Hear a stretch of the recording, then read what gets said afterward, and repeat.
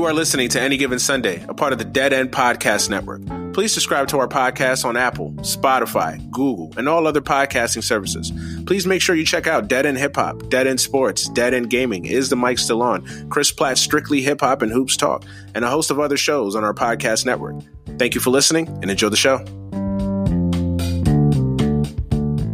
My guest this week, the host of the Gray Area podcast, which is available on all podcast networks, iTunes, SoundCloud, Google, anywhere where you can find podcasts for free. This person is available in his show. He does a dope show. He's been a guest on this podcast before and in a different iteration when we was TFP. Now back here on AGS. What's good, Mr. Ray Jarvis? What's going on, man? What's going on, bro? Pleasure to be on.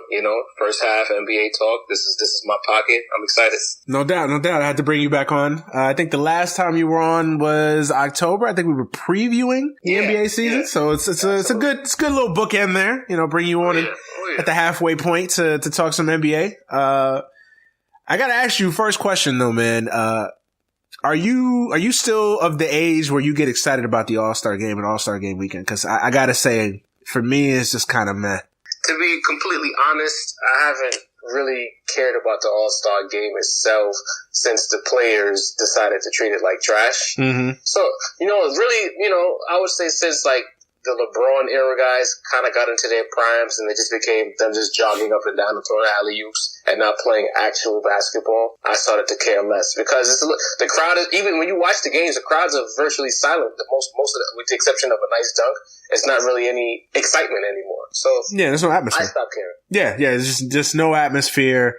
It's the way I would classify it. It's not appointment television. Like I'm not breaking off a date with wifey because the All-Star game is on, or I'm not not doing something that I need to do because the All-Star game is on. Like if I'm home, there's nothing else to watch. The weather's crappy on a February night. Like I'll put it on in the background. Like, oh shit, that's a nice dunk. Like, oh, this was some nice kicks. Like, but other than that, like I'm not really paying attention to it. Like, I feel like the last All-Star game that was really like appointment viewing, like the last time I really cared was I think the one in Phoenix when Shaq and Kobe was on the team for the first time in a few years. Yeah. I think that was the last All-Star game that was like, I would say was really good. And then it went downhill from there. I think 2011, the last one in Staples was pretty solid, but beyond that, whatever, Yeah, I'm the same way. A few years ago would have been popping, but the one in the Garden was kind of crap. The uniforms are generic because the Adidas contract was dead, so they didn't care about whatever the uniform was going to be. It was just like, whatever, bro.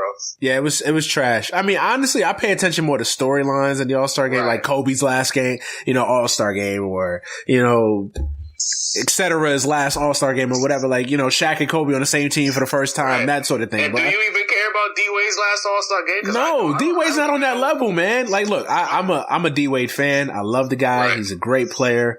One of the greatest players to ever play the game. No doubt. I would never disrespect Dwayne Wade like that. Like, of course not. But he's not, but is he an icon? Is he someone that you look at and say, man, that is an icon? Like kids are playing basketball because of Dwayne Wade. No. No. I mean, it's people here like, oh, the internet is a vast place and it's filled with opinions. Right. And it's like, there's people really like pressed about Dwayne Wade and this tour or lack thereof. I'm like, this whole thing is contrived, fam. Very contrived. Like I didn't even know he was on a tour. I completely forgot. I think it was like the other day when him and Steph Curry did the jersey exchange. And I was like, oh shit, I forgot. Like this man was doing a tour. D-Wade ain't moved the needle. No. Like, no offense. Again, it's like there's going to be people who get upset, but you got to be honest with yourself.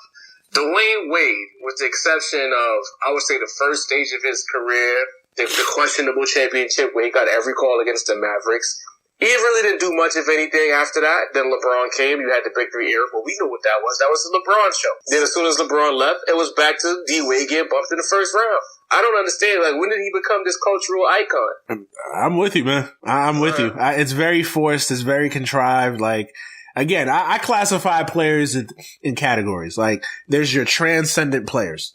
The guys that transcend the sport, that just move the needle, as you like to say. Shaq, Kobe, Jordan. LeBron, Jordan. You know what I mean? Those guys, those transcendent, you don't even have to blink twice. Like, oh shit, Jordan's on. LeBron's on. Kobe's on. One name. Like, you could just refer to them as one name. Those are the transcendent stars. Those are the needle movers. Everybody else, and then you have that next tier. Great players, stars, but they're not transcendent. They're good if you have someone else there, like if they're playing against LeBron or Kobe. I'm gonna watch this. He playing against Kobe. This is gonna be a good matchup. Right. You know what I'm saying? Right. But I saw something the other day where they did a sit down with Kevin Garnett and D Wade about the Celtics and Miami Heat rivalry, and I'm like, wait a minute. When did the Celtics and Heat rivalry become anything to do with Dwayne Wade? It had nothing to do with that. When did it become his rivalry? Yeah, exactly. It was always LeBron versus the Celtics. LeBron going to Miami to beat the Celtics. Paul Pierce versus LeBron in Game 7. When did D Wade become a part? Man, stop. There is no lore to Dwayne Wade's career. He has no lore. There's no legend outside of, again, those questionable finals in 2006. You can't really harken back to any true legendary Dwayne Wade moment. Stop it. Stop forcing it on us. I agree, man. I agree. What was that Draymond said to Paul Pierce? When he was talking about you ain't no Kobe, you're not getting facts. Yeah. That's how I feel, man. And again, it sounds like we're bashing Dwayne Wade. Like, no, great player. He's a great player. But I feel like there's a lot of revisionist history with Dwayne Wade going on right now. Like, I feel like. Can I ask you a question before Sure. I get out your way? Sure. Do you think the Kobe retirement tour made guys look around like, wait a minute, he got that? I could definitely get a tour too. Like, it inspired players to want to get tours? Is that what it was? Yes. Okay. Yes. Cause I think that was like the biggest one. I think that was the biggest one in basketball we had seen in a while. Cause really, when you think about it, it's probably the biggest like retirement tour since Kareem's. Fair. You know what I mean? Cause it's like, Kobe kind of announced that this was going to be my last year. And, cause really guys just kind of, they either get injured and they end up out of the league, or they just kind of fade away into the background, and then like 10 years later they retire. Like Ray Allen. Like Ray Allen was not on the team for like 2-3 years and then announced his retirement. Like, fam, we knew you was retired like 3 years ago. But with Kobe, it was a situation where he announced it. It built, and plus it's Kobe, the Lakers, the icon status there. I mean, it was just bound to happen that it was going to become this big thing. You know what I'm saying? But you see this thing in sports, in all sports. I mean, Derek Jeter had his big retirement tour with the Yankees in 2014, I believe. So it's custom fare for big athletes. But yeah, I agree with you. I think it's caused a lot of cats in the NBA to feel like, oh, I could get this retirement tour. Oh, I could. Yeah, it's fabric. I'm glad. It's being pushed way too much down our throats. Like, yo, Wade was never on that level, B. Never. Well, and since we're talking about Wade, I guess we could center it around him. I mean, why not? But what do you rate Dwayne Wade all time historically? Because I get into a lot of debates with Dwayne Wade fans, because I feel like there's a lot of revisionist history with a lot of Wade fans. Like, oh, he's the third greatest shooting guard of all time, and he's this and he's that, and I'm like, I think that we live especially in the NBA, not so much baseball or the NFL, but in the NBA, we live in the most revisionist history era of all eras. And like, all the rules stop applying. All the rules we grew up on don't apply anymore. No. Dwayne Wade, third greatest shooting guard of all time. But then the reason why a lot of people would say that is because of the rings, 3 rings. Important player to his era. He was a keynote character. But I don't know. Like, when you ask the question, do you mean like at his position or all time? Like, I break it down to 2 questions. First, all time, is he top 50, top 75 of all time? Oh, you're disrespectful. He's definitely top 50. I would say Dwayne Wade, as in like the rogues gallery of the NBA, you could make a solid argument for top 25, maybe top 30. I'd say he's definitely top 50. Absolutely. Okay. Top 30. Top 30. Absolutely. Okay. I can't go top 25. You know what? Because they love to throw numbers in our face. It's like when I think about the numbers. Mm-hmm. Does he have any of if you go to your numbers checklist, does he have any of those keynote numbers that you can lean on? Black types, no. I don't. I mean, he led the league in scoring, I believe, once. I think it was 2008. I don't know how many top 3 MVP finishes did he have. I gotta look it up. Like, where is he in the scoring list? Is he top 15 all-time scorer, top 20? I know he can't be top 10. No, he's not top 10. Right. He's probably top 25, top 20. The Wade fans. I don't have stats in front of me, but I would assume. I would assume. But the fact that you have to think about it says a lot about where he ranks. Exactly. Is what I'm getting at. I think his most impressive stat at his position, I think he leads all shooting guards of all time in blocks. Mm-hmm. But it's like, all right, that's cool. You know? But he doesn't have any of those keynote numbers. He doesn't even have an MVP to his name. I'm looking at his career rankings right now. I was right. He led the league in scoring in 2008, 2009. 2008, 2009, 30.2 a game. That was a great season. That was a great season. That was a dominant season. I think it was like 38 and 6 or something crazy like that he did. Yeah. Looking at his, he's got 21,000 career points in 15 seasons.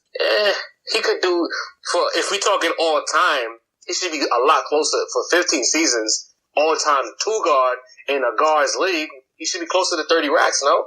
If we're being fair. Yeah. He's 06 finals MVP, obviously. All rookie team, 8-time All NBA, scoring champ in 08-09, like I said, 3-time NBA champion, 3-time All Defensive, 2010 All-Star Game MVP. Yeah. Top 20, like I said, top 25, top 30 NBA Road Gallery. He's up there. He's a notable name. Okay, if we talk about 2 guards, okay, obviously he's not Jordan. Obviously, I mean of course, hell no. I mean, right? Yeah, I mean that goes without saying. He's not Kobe. Obviously, that even goes without saying. But there's people who really, because we live in the disrespect Kobe era, who constantly try to say that D Wade is next to Kobe, and it's ridiculous. It's ridiculous. It's very ridiculous. That's why I don't even pay attention to these people. I don't even engage in dialogue with these folks. When you're trying to give me Wade is better than Kobe, I'm like, no, stop it, please stop. Like, stop it. It's a cute little argument, but stop. Position though, I would rank AI higher. I think AI is a better player. So you have Allen Iverson as a shooting guard. I do. Okay. I do. So even with I know AI's tricky. I know AI's tricky because he was a combo guard. AI was almost positionless in a lot of ways.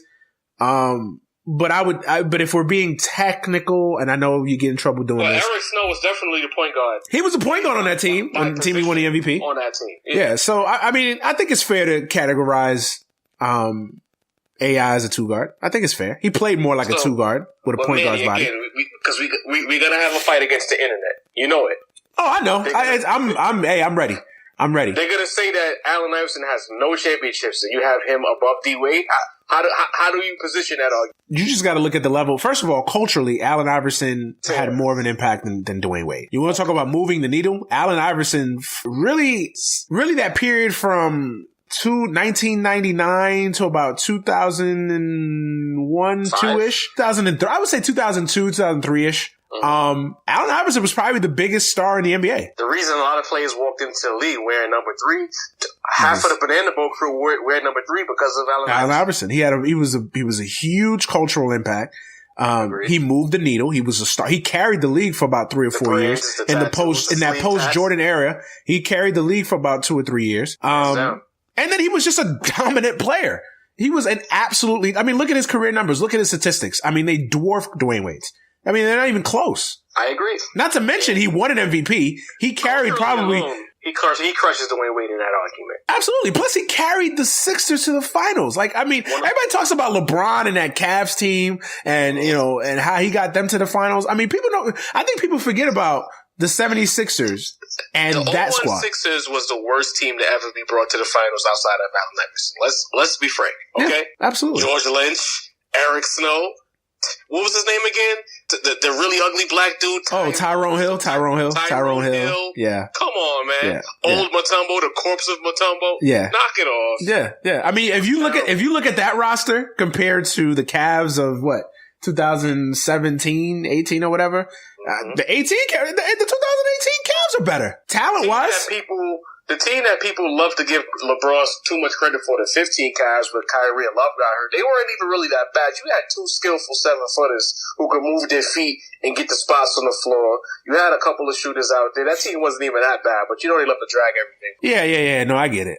No, but I think Allen Iverson I would put ahead of him. Honestly, I can make a discussion for Drexler and Ray Allen ahead of Wade. I think you're going too far, but no, I mean, think about it. If you look at Ray Allen, okay, If you want to sit there and Drexler's a different era, so it's a little bit not fair to compare the two. I think you can reason. If somebody came up to me right now and said Dwayne Wade is better than Clyde Drexler, I would say, okay, I can't argue with you. I think it's a reasonable discussion that to be had. I think I think he's better than Drexler, but I think Ray Allen is a very interesting discussion. Ray Allen? I think that Ray Allen is kind of being clouded by the last few years of Ray Allen's career where he was a role player. I'm one of the people who will tell you that people forget that Ray Allen was not just a shooter coming into the league. Exactly. Jesus Shuttlesworth. But look at Ray Allen's career numbers and then look at Wade's career numbers. Very similar. Okay. Very similar. Again, if we were to sit down and have a discussion and you were to tell me Wade is better than Ray Allen, no question, I would say, okay. I think it's debatable. I think it's very debatable. But for the sake of this discussion, I would put Allen Iverson over him. Jerry West is over him, of course. Yes, I'm putting Jerry West as a 2 guard. Jerry West is above Dwayne Wade? Yes. Yikes. You disagree? Oh, no, fam. Ray, come on, Ray. Come on, Ray. Ray, I'm having this discussion with you because I know you know basketball. You're really gonna sit here on this show and tell me you would rather have Dwayne Wade over the logo? No. Don't do that to me. I'm not saying I would rather have. I'm just thinking about the annals of NBA history. I can see you swayed me with the Ray Allen argument. I can see that because again, if we talk numbers, and the fact that what they did to win their championships. Mm-hmm. They're kind of similar. Ray Allen was a monster. Pre Boston, when they made him a shooter essentially as a third option on that team, right? And a role player in Miami, even though he still hit the biggest shot of the LeBron era in Miami, right? I can see that. But Jerry West, I feel like as time goes along, we got to start looking at Jerry West like a lot of these older players. Nah, man. I don't know. Man. How many finals appearances was it? Like 9 that he went to, and he won 1. I mean, but look at the team he was going up against. Everybody gives LeBron a pass because he loses to the Warriors every year. I mean, look at Jerry West. Jerry West is a monster.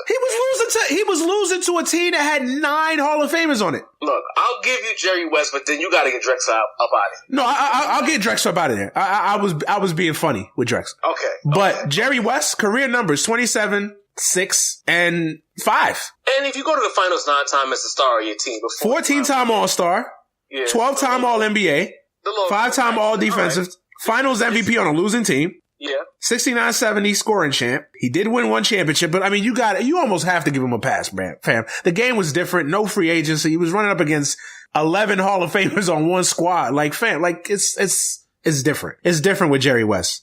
Fair enough. Look at his career numbers. I mean, in a lot of ways, they're actually similar to Wade's too. Essentially, Jerry West is going up against a traveling all-star team. Those Celtics teams were filled with Hall of Famers. Exactly. So I can see that. I'm just again, it's tricky because people don't know their history. They just know last names. Yeah, they know last names. Like when people get into this dumb discussion like, oh, why is Jerry West the logo? He shouldn't be the logo. First of all, the logo was designed when? Like in 1960? And Jerry West was the guy back then. So of course the logo was like, if the logo had been designed in 1995, I'm sure that there would have been considerations for Jordan to be the logo. Of course. But that didn't, but guess what? That's not how the cookie crumbled. So we have Jerry West as a logo, but don't sit here trying to shit on Jerry West. And I'm not sitting here saying that I've watched Jerry West play. Of course, I wasn't around in 1969, 1970.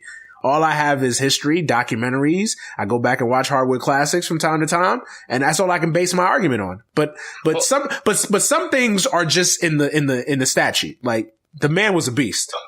And to be fair, and this is baseline for sports fans who listen to this show and who need to start understanding what's happening. You cannot compare across eras and say, well, there's no way A could have been better than B. To me, you gauge greatness based on what you did with what you had at the time. What did you do against your peers? What did you do with your ability to be great during your time frame? During that time frame, Jerry West, you outside of Boston, there was no bigger threat in the league than Jerry West. Even we go to the Jordan era, it's hard to go and compare across because at the end of the day, he went up against what he was up against. There's a difference between better and greater. If you want to go attribute for attribute, we can have that conversation. Right. But as far as overall greatness, Jerry West is a greater all-time great than Dwayne Wade. So you have swayed me once again. Well, and I also think that there's players that transcend eras. Does anybody doubt that LeBron? I know people like to rib on LeBron and LeBron fans. There's only a handful of those kinds of players, though, that you can put them anywhere at any time, and they'll kill. You know what I mean? I think Jerry West will kill now. I don't know. Well, yeah, you know what? Maybe not the 90s or the early 2000s, but the way the ball is being played today, where you really can't play any true defense anymore. Hell yeah. The driving lanes, the passing lanes, the freedom of movement. Of course he would. But think about the NBA rules back in the day. And plus, Jerry West was doing this with no 3-point line. True indeed. 27 a night on twos and free throws. Think about it. Fair enough. Think about it. You know what I mean? But could Dwayne Wade go into his era and kill? Yeah. I think Wade transcends an era. I think he's that talented. I mean, we're not going to dog Wade too much now. I don't know if Wade kills the 90s. I don't know if his game translates to the 90s. He'd be a Mitch Richmond. Yeah, he'd be on that level. Or maybe Clyde level, like a little. Yeah, he's Clyde. He's Clyde. Yeah, he's a better Clyde. Fair enough. You know what I'm saying? I know some people. I have homies that would throw T-Mac into the debate. Now I hate T-Mac. T-Mac is a small forward. I wouldn't even put him at the 2. He did play a lot of 2, but swing. Yeah, that's the interesting part with these discussions, because a lot of guys, their combos, so they played a lot of their positions kind of. If Tracy McGrady if he could have had a healthy Grant Hill, let's say everything works out in Orlando, Grant Hill and Tracy McGrady is going to the finals. Yeah, very well. Very well could be. Absolutely. I mean, I think it's fair to say that. I mean, I'm not a big believer in T-Mac as much as other people are. I kind of see T-Mac in that James Harden boat, a guy that can score and put up a lot of points and do a lot in the stat sheet. But at the end of the day, do they make guys better? Do they win a lot? I don't necessarily think so. I kind of look at T-Mac in that same category. And I know you're a James Harden guy, so we'll get to that, but we'll save that. We'll get there. But, I look at T-Mac in that breath, but, yeah, man, to go back to Dwayne Wade, look, I don't want to sit here and bash the guy. The guy's had a hell of a career. Great player. Let's stop overrating Dwayne Wade. That's what you're saying. Yeah, just stop telling me that he's he's the greatest basketball player to have ever been put on this planet Earth besides Michael and a handful of other guys. Like let's stop doing that. Let's stop doing that. All right. I think the treatment of his retirement lets everyone know what we really think of Dwayne Wade. Let's just let's put it out there. Yeah. Dog, I swear to God, I'm not even trying to be funny, dog. Like, I swear, I was sitting there. Matter of fact, I had SportsCenter on in the background. Like, I wasn't even paying attention to that shit. And they had showed the jersey swaps between him and Curry. And I looked up and I oh, shoot, I forgot that Wade was retiring and shit. Like, it was just like, it was because if he gets off the court, it's just another Heat game. nobody's gonna remember. Yeah. Oh, yeah, he's retiring. Well, think about it. There's a lot of rumors that Dirk is retiring this year, as well, and he's kind of doing a mini farewell. But it's not really a farewell because he's not getting gifts nowhere or nothing like that. He's just getting standing ovations. And listen, Dirk is my all-time favorite power forward. So if he wanted a tour, I'd have been okay with it. But Dirk knows his position in the league, and he knows that nobody was truly going to go out their way for the Dirk tour. But you can make a debate that Dirk was better. I'm not doing that with you, bro. You can make that debate though. You could have that argument, could you not? No. Okay. All right. We'll leave that there. We'll leave that there. But you know what I think hurt Wade too? I think that little detour in Chicago. Yeah. That was bad. I think D-Wade should have got up out of here maybe 2 or 3 years ago and retired. Maybe after season 13 or 12, he should have left. I think he should have never left Miami in the first place. I get why he left Miami. He got the bag from Chicago. I get it. But I don't think he should have ever left. I don't think he should have ever left Miami. I think he would have been viewed higher had he stayed he'd been one of these guys that stayed and played for the Heat his entire career. Never left. I think it would have been better. I think he should have, instead of signing that 2-year deal with Chicago, where he only played 1 year and then got traded to Cleveland and that was just a disaster. I think he should have stayed with Miami those 2 years and then retired. I got one final take before we move on with Dwayne Wade. The way Miami treated him during that contract negotiating, not wanting to pay him, tells us everything we need to know about what they thought of Dwayne Wade, the player, at that point, or his greatness, or what he meant to the city, air quotes on that. Yeah, very fair. Very fair. Very fair. And this is Pat Riley, we're talking about. Don Pat Riley, he made it clear what it was and what it wasn't. Sorry, D-Wade. Yeah. So, yeah, no, I'm with you. I thought I was the only one that was feeling that way about Wade. Like, okay, it's getting a little much here. It's getting a little much. But yeah, man, let's kind of transition over to first half highlights. Any storylines that stick out? I'm sure we will get to individually some of the major ones, but anything that really sticks out besides kind of Anthony Davis and that whole saga and everything like that, which we'll get to. Yeah, I'm gonna try my best to avoid that. Because as you know, you followed my rants and my ravings in the gray area. And yeah. I'm over it. But, everything going on in Boston, I'm still pro Boston going to the finals. But I need to see how Brad Stevens is going to start, making those really difficult decisions. Is he going to lock in a set rotation? Who's going to be the odd man out? That's what I would like to see going forward, because someone is going to have to essentially just sit. Yeah. You can't play 10 guys. Somebody has to sit down. Especially in the postseason. I feel Jaylen Brown needs to be the person to sit down. That's just my opinion. But he needs to lock in a rotation. He needs to figure out how he's going to get a lineup when it's Gordon on the floor, along with Kyrie, along with Tatum on the floor, to play beautiful basketball together. We haven't seen that because of the areas they occupy on the floor. It's difficult for them to get into a flow. But he needs to figure that out, because Philly got better. Milwaukee got better. You say Toronto got incrementally better, but I didn't think that the Gasol trade moved the needle. But Boston has all the talent in the world out east. They need to figure it out. Yeah, I agree. So they would be your biggest first half storyline? It's just the do you think they've underachieved, or do you think they're underachieved tremendously? And even so, they've had nice chunks of games. I think before the All-Star break, they won 12 out of 15, but it's a very unimpressive 12 out of 15.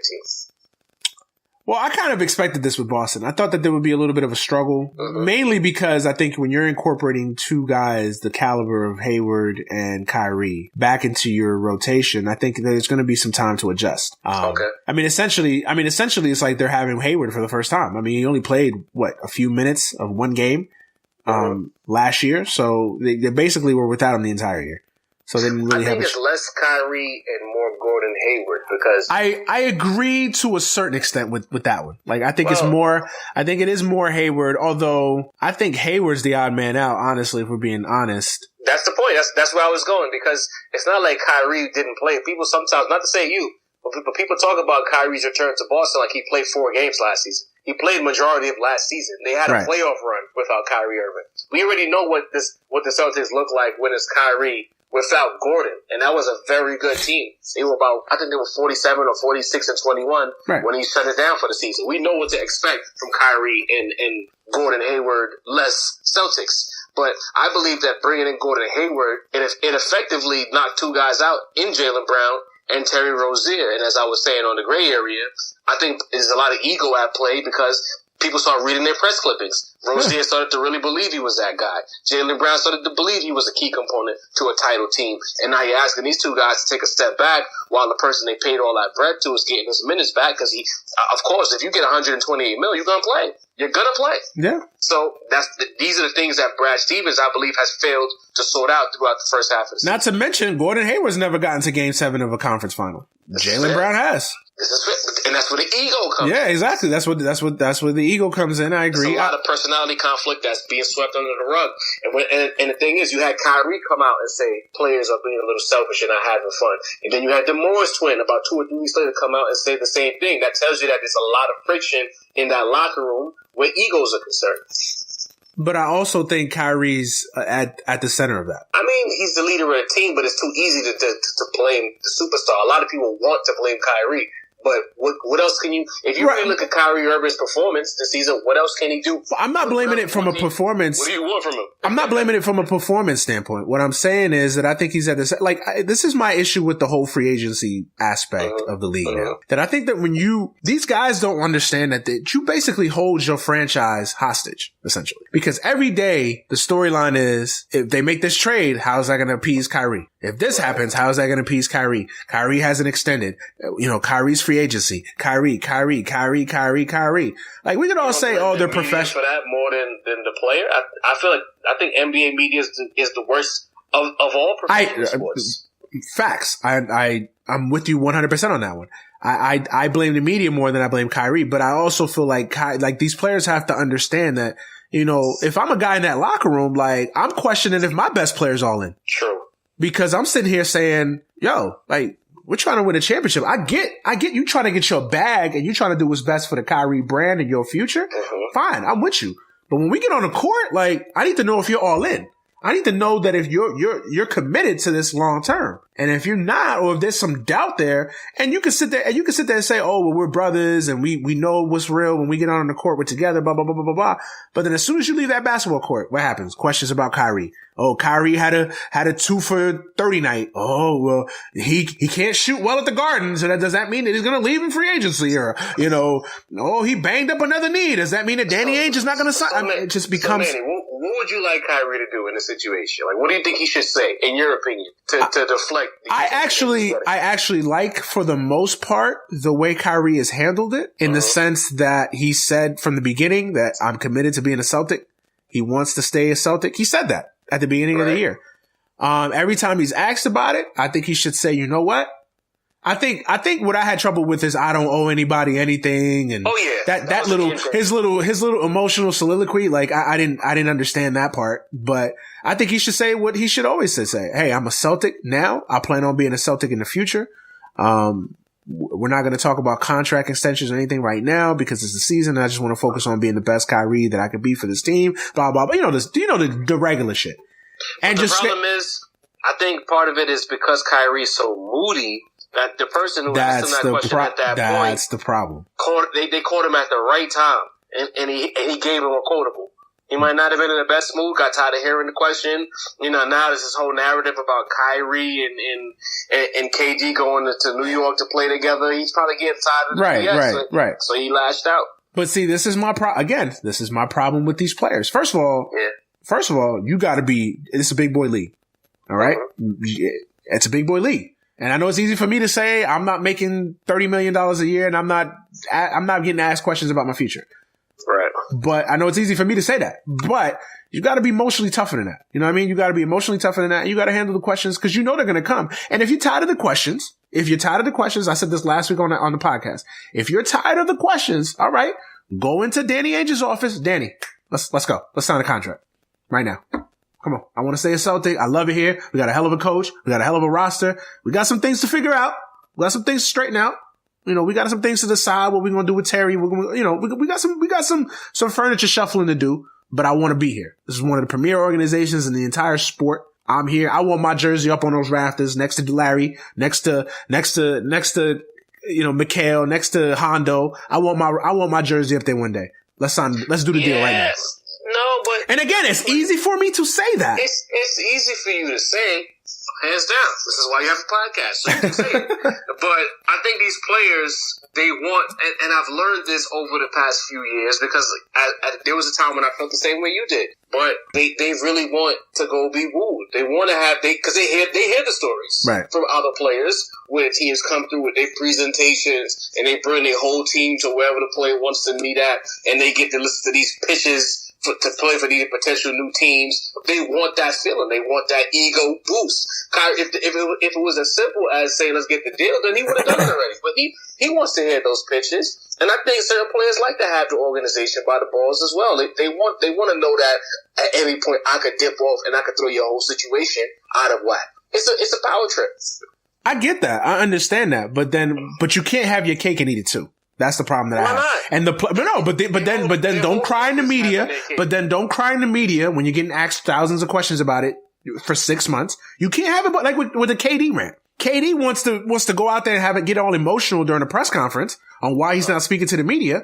But then it's like when you don't sign the extension, when you don't talk about anything concerning wanting to be a Warrior for the long term, fair or not fair, this is what comes of that. You can't have it both ways. You want to be wooed and you want to play this as a business. That's fine. But then don't get mad when people like me speculate, people like you speculate, the Chris Mannixes of the world write articles about the different teams that KD and Kevin and Kyrie are going to go to. Like, you can't have it both ways. See, the players want to control the narrative, but it doesn't work that way. I'm going to push back against you a little bit. Okay, go ahead.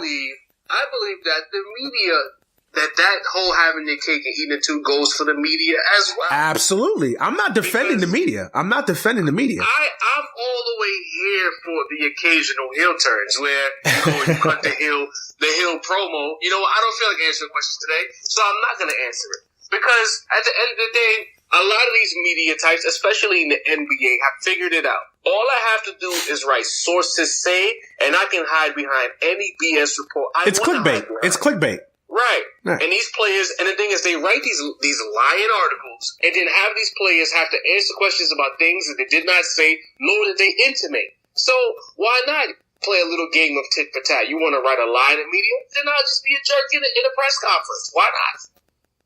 I understand that. I understand that. I just get a little annoyed when I see players get mad about their circumstances. I love it. I love it. That's me. Like, I'm all the way here for the human element. Because growing up, I used to put athletes on such a high pedestal that I stopped treating them like people. So now to see them be jerks and be like me when I'm at work after like a 12-hour shift and I don't want to be bothered, I live for that.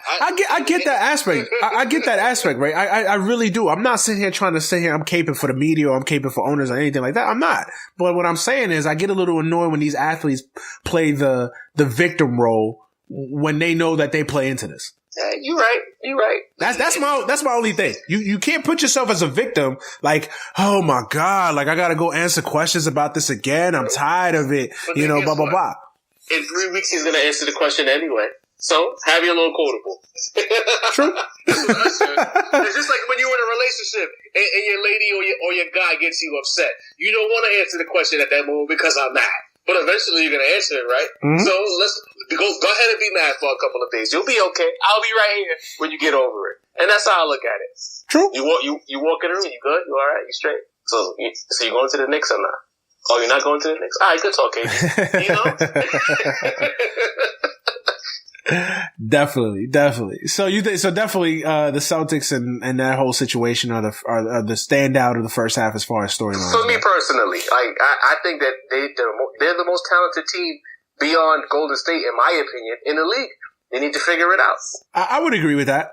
I would agree that the Celtics are probably the biggest storyline or I would say they're the second biggest storyline. I think the biggest storyline has been the Lakers. And LeBron and that whole, just LeBron and the Lakers as a whole. You're a Laker fan. I'm a Laker fan. Let's talk about it. Let's not bury the lead. We've done a good job so far, right? Right. Exactly. What do you make of LeBron's first, however many games has it been? 60 plus games now, I think, or 50, close to 60 games with the Lakers now. To quote, legendary NFL coach Denny Green, he is who we thought he was. Yeah. I'll admit it because I'm all about full disclosure. I bought the whole hype of him coming to LA, wanting the playmakers, wanting to take a step back, wanting to do less, becoming more of a person where you, like, in case of emergency, break the LeBron box, let him go LeBron. I believe that that's what we were going to get, LA. He was going to play off the ball more, and actually, instead of standing around when he doesn't have the ball, because Luke, when he's allowed to coach the way he wants to coach, has a motion-based offensive guys that is a lot of cut, a lot of off-ball actions to get to the rim. I expected imagine having LeBron cut into the rim. Who's going to get in front of this guy? Nobody. I was anticipating that because now you have a young quarterback in Alonzo Ball. B.I. showing that he can create for people. You made foolish signings. I didn't like the signings when it happened, but I figured basketball-wise it makes sense if you're going to attack the basket and having creators like a Rondo, a Lance who can be sensational or erratic depending on the minute or the second. I thought this was going to be beautiful for us. But this team has become exactly my very worst nightmare and or fear. That LeBron is still going to LeBron and get in the way of what the young guys need to do in order to be better. Because you have people all over the nation who are quick to call players like Zoe and B.I. trash, but it's like B.I. was hurt a lot of his first year, and he wasn't allowed to play. You know what I mean? Like, I'm not even his minute allotment as a rookie was a little shaky. If I'm not mistaken, I think Byron Scott was still the coach at the time. Or it might have been Luke. I can't remember. Don't hold me to that, guys. But I feel like he shared some of that Byron Scott experience where his minutes were a little shaky. Byron doesn't really respect rookies. Then you bring in Alonzo Ball to come in and flourish, so to speak. And it didn't necessarily work out because Zoe needs the ball. He might not be a high usage scorer, but Lonzo is a momentum-based player. So if he gets the ball in his hand, he gets to run through that one-man fast break or the little full court pass, or the situation where he gets to run, passes it, gets it back, creates a layup or a 3-point shot for his teammates, that gets him going. He can't get going when LeBron is standing in Provo for 15 seconds while he's standing in the corner. The same goes for B.I. You asking B.I. to play at the top of the key. B.I. needs to be at the elbows and wings. They're not being allowed to develop, and they're getting called trash or underachievers, and it's frustrating. I'm on your show, Ray and Raven. Please take the mic from me, then. Hey, it's good to hear somebody else with hot takes about the Lakers, man. No, I agree with everything that you said. The reason I let you speak is because you're speaking for me. I mean, I think the Lakers have two issues. Obviously, there's the LeBron aspect. Two different teams. You can't be two different teams. You can't have a team with LeBron, and then when LeBron's either hurt or on the bench, you got to have an identity. We don't have one. That's clearly an issue. But also, I think the issue, first of all, the problem became when you do the deal with the devil. And by this example, I say LeBron. When you go in business with the devil, these are the things that are going to happen. Like, this is why I didn't want LeBron in LA. I said it all last year. I don't want LeBron on the Lakers. Right. Not because I'm stupid. I know LeBron is great. I know LeBron is top 5 of all time. I know he's a great player, even though I'm a card-carrying LeBron hater. I get that. I've been watching basketball since 1990. Like, I know enough to know LeBron is one of the greatest players to ever play the game. Gotcha. But you know what it is about the LeBron experience? It's like you said, you're going to win games. But it's like, what are you going to sacrifice? It's not exactly. Like, you're sacrificing. Win purely that winning that you see in Golden State. And the problem with that as well is that you're sacrificing years of a rebuild. Because when LeBron signed on the dotted line, you stopped being a rebuilding team. Exactly. You are now a team that is competing for a playoff spot, and if not at the very least, a conference final appearance. Now you're not rebuilding anymore. But the problem is the organization's barometer has raised up, but the young players haven't caught up to it yet because you're still dealing with a Brandon Ingram who's young. You're still dealing with Alonzo Ball who's young. That their games are still evolving, and that with young players, you're gonna have bouts of inconsistencies. You're gonna have let's moments. Call it what it is, Manny. I'm gonna upset some sensibilities.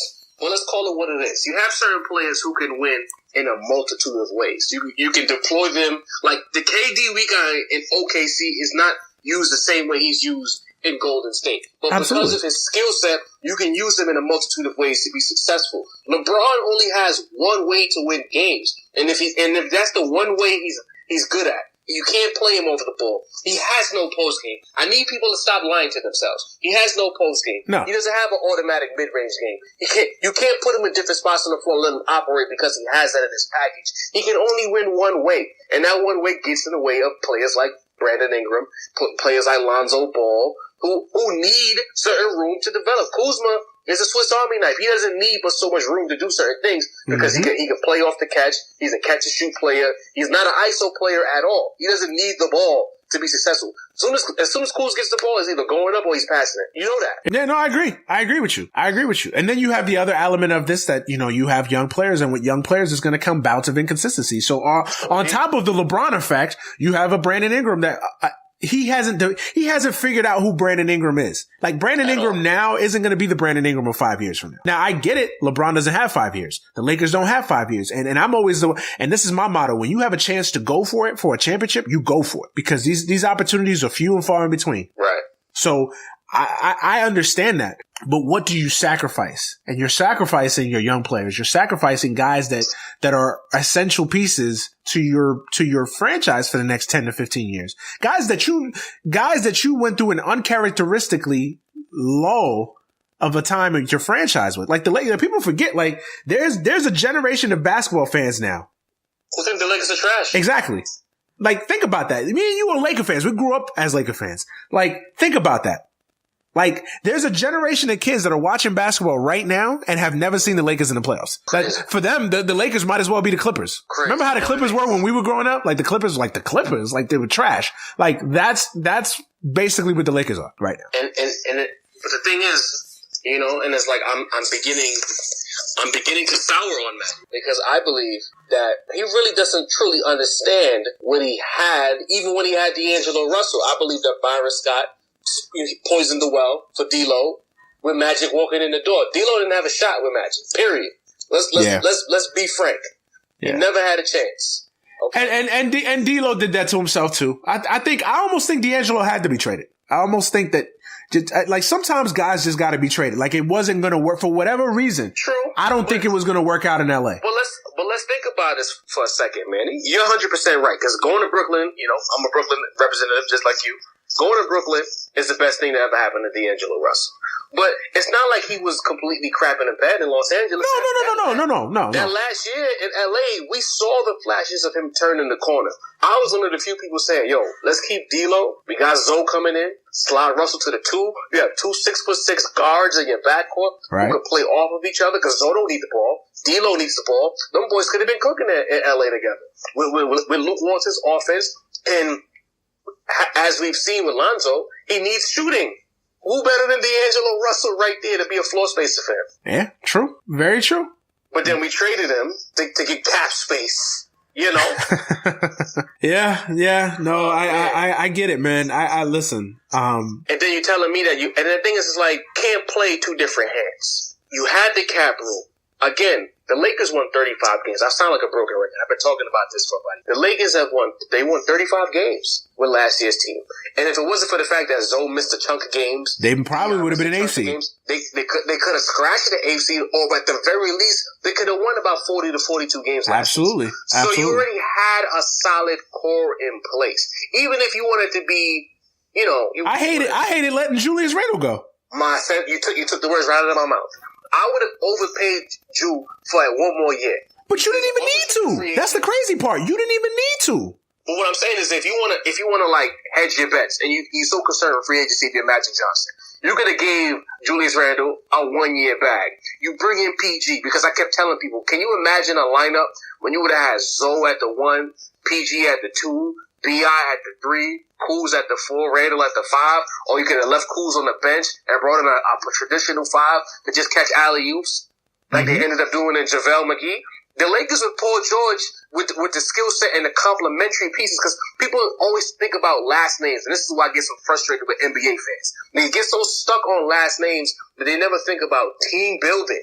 Team building wise, you gotta bring in players who complement each other. That's why Golden State is so beautiful. It's not because they have all these dope last names. It's because they complement each other. Paul George's skill set complemented Lonzo and B.I. Because Paul George don't need to isolate every possession to be effective. LeBron James is the most fraudulent, unselfish player ever. He's not unselfish. If anything, he's the most selfish player of all time. But people don't see that. My God, Dios mío! I feel like I'm interviewing myself here. Like for years, I've been saying this, but people don't. Oh, you a hater? Da da da da da. They don't know basketball. Fam. If a player gets the ball and he stands and holds, let's say every other possession, he's standing and holding the ball.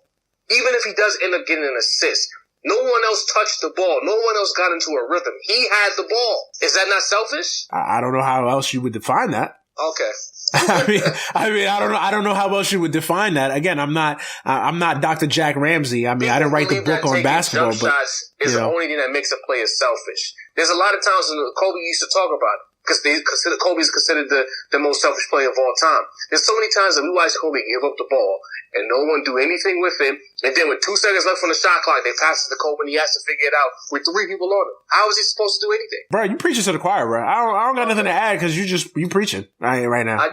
It's a frustrating endeavor. So now you have to tell me that I have to cheer for this guy, and I tried, man. I tried. Dog, I've tried. I went into this. I talked to my wife. I consulted with my wife. Sometimes when you a guy, you're going through, the 2 people to call is either your woman or your mom. And I tried. My mom don't understand sports, so I couldn't do that. So I tried with my wife. My wife's a casual sports fan. Like, she knows what's going on here and there, but she's not in the weeds day and day like me and you. But she's like, all right, well, just go in open-minded, cheer for him. He's on your team. You want the Lakers to win, right? Blah, blah, blah. You root for the front of the jersey, not the back of the jersey, blah, blah, blah, blah. So I was like, okay, cool. I went through it. I was gun-ho. LeBron on the Lakers, blah, blah, blah. Let's do it. Blah, blah, blah. Let's do it. Gun-ho. Right. And then it's just like, it's the same shit. It's the Rich Paul backroom dealings. It's the conspiring against your teammates. It's the things that just make me hate LeBron James. And this is the thing. I'm not sure if you got to the latest episode of The Gray Area. No, I haven't. I'll say it here because I need the world to hear it. I'm going to say that on every podcast I go on. LeBron James thinks that he is Francis Underwood from House of Cards. If you're familiar with that show, it's a Netflix series. He swears to God that he is Francis Underwood. He's back channeling. He's networking. He's getting this guy to flip on that guy. Blah, blah, blah, blah, blah.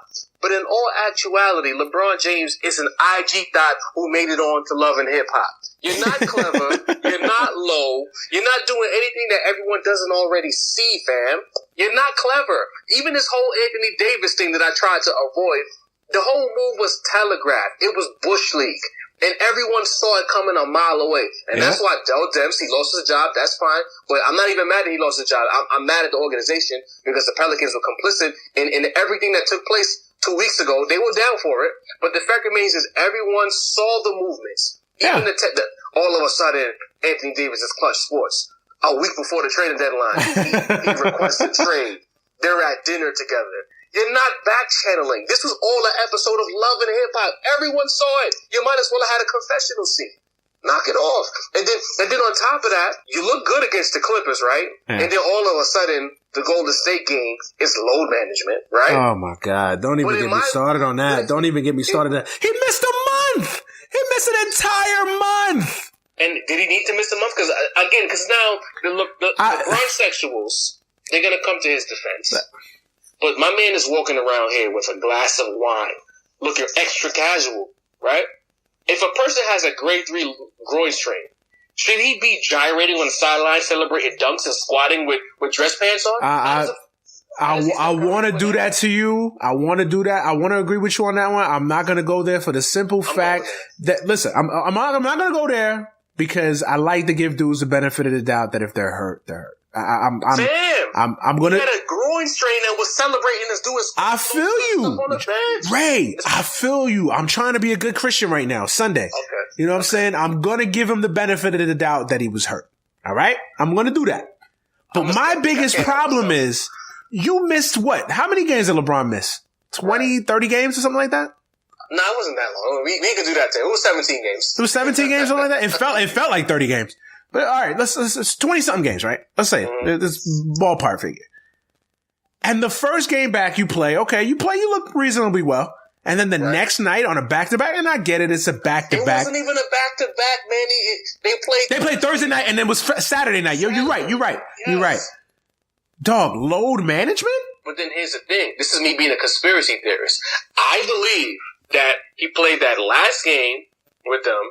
Didn't want to get on the court with them Saturday because he knew full well if they had full squad against Golden State, it was going to be a ball game, and it would have been no way to justify trading these players, right?